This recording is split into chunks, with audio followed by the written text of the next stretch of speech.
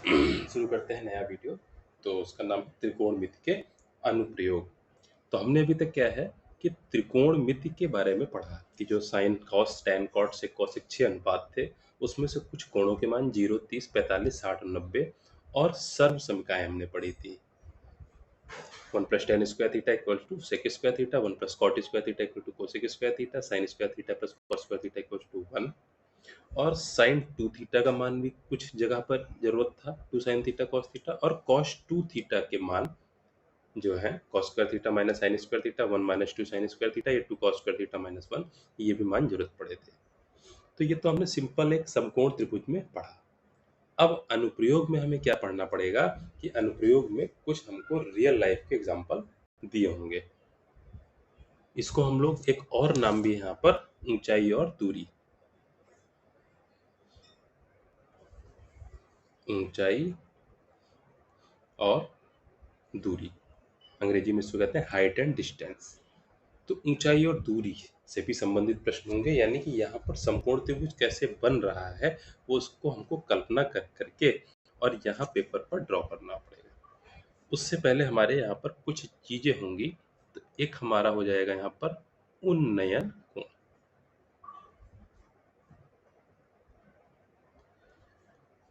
तो ये हमारा हो जाएगा उन्नयन कोण, एंगल ऑफ एलिवेशन।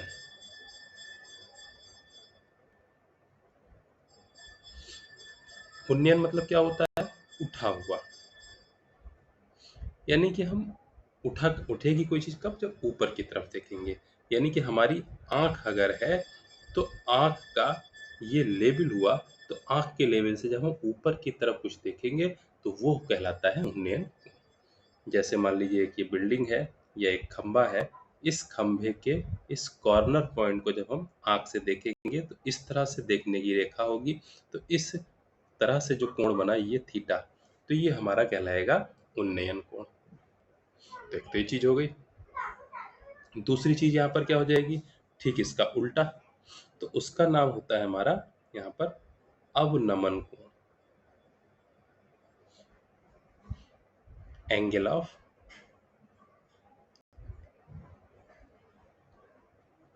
डिप्रेशन। तो एंगल ऑफ डिप्रेशन है यहाँ पर अवनमन कोण। तो जाहिर सी बात है, उन्नयन आंख से उठा हुआ था, तो अवनमन मतलब नीचे को जब गिरा, तो गिरा। अब नीचे को कैसे गिरा? हम कहीं छत पर खड़े हैं, ये हमारी आंख है, और छत पर से हम कोई चीज यहाँ पर जैसे कुछ पड़ा हुआ था, मान लीजिए सिक्का है या कोई भी चीज है सड़क पर पड़ी है, नीचे को देखें, तो इस तरह से जो नीचे को देखने का कोण हुआ ये कोण जिसको आप थीटा देख रहे हैं, तो ये हमारा हो जाएगा यहाँ पर अवनमन कोण। तो बस दो तरह के कोण है, उन्नयन कोण ऊपर देखने का, अवनमन कोण नीचे देखने का।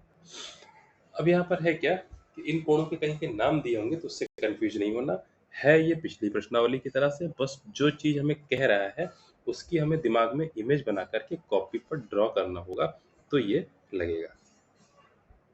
फिर हम लोग देखते हैं प्रश्न।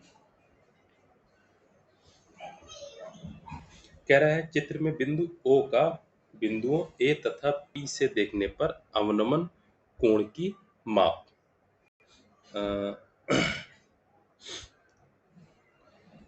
इसका चित्र रह गया है यहाँ पर,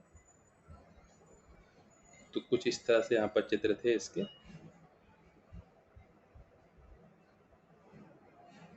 ये O नाम था, U, V, P और A। ये कोण यहाँ पर 60 अंश दिया हुआ है, और ये पूरा कोण हमारा 45 दिया हुआ है। तो अवनमन कोण बिंदु O का, यानी इस वाले बिंदु O को हमें देखना है बिंदु A तथा P से। एक बार A से देखा गया, एक बार P से देखा गया।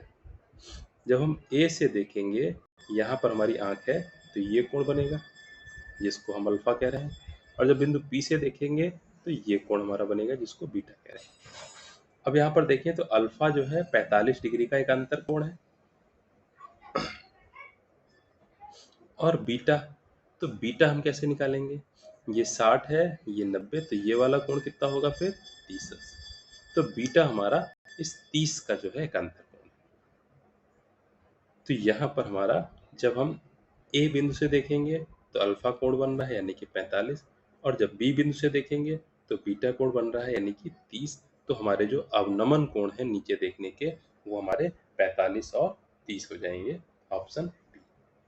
एक चीज और देखेंगे, यहाँ पर 30 और 45 भी दे रखा है, तो यहाँ पर क्रमशः का फर्क पड़ता है। पहले किस बिंदु से देखा? ए से, तो इसलिए पहले ए वाला कोण है, बाद में हमने किससे देखा? पी से, इसलिए बाद में पी वाला कोण होगा यहाँ पर। तो ये प्रश्न हो जाएगा।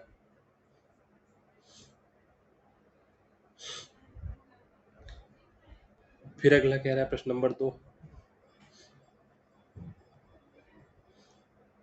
1.5 मीटर लंबा एक प्रेक्षक ऑब्जर्वर यानी कोई इंसान मनुष्य एक चिमनी से 28.5 मीटर की दूरी पर है।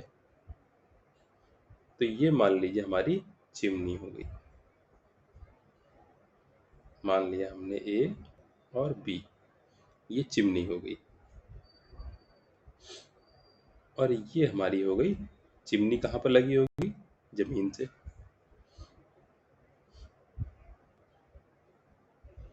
और क्या कह रहा है?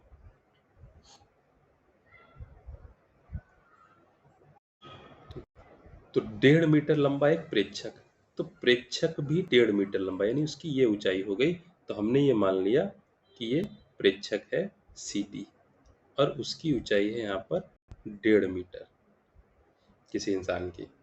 चिमनी से 28.5 मीटर की दूरी पर है, तो ये जो दूरी हो गई हमारी हो गई 28.5 मीटर।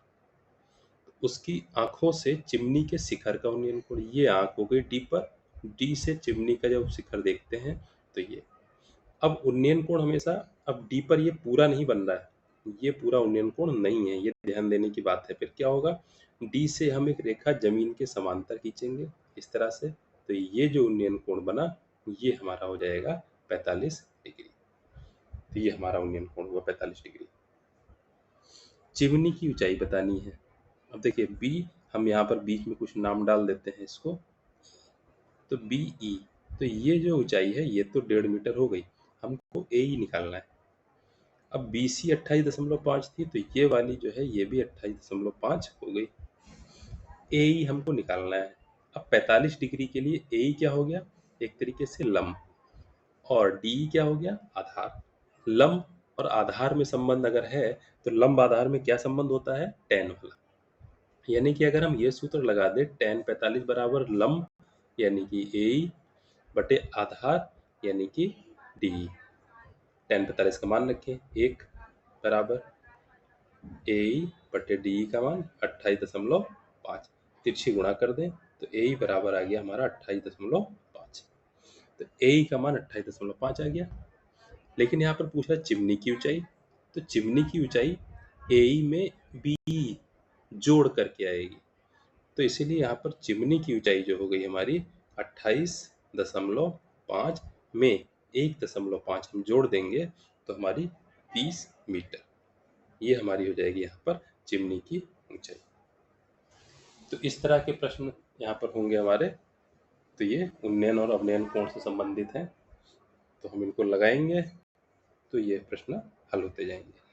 ठीक है, बाकी प्रश्न हम लोग अभी करेंगे तो उससे उन्नयन और अवनयन कोण का कॉन्सेप्ट हमारा और क्लियर होगा। तो ये फिलहाल ध्यान रखेंगे, इसी तरह से लगने हैं आसानी से समकोण त्रिभुज बना करके ही।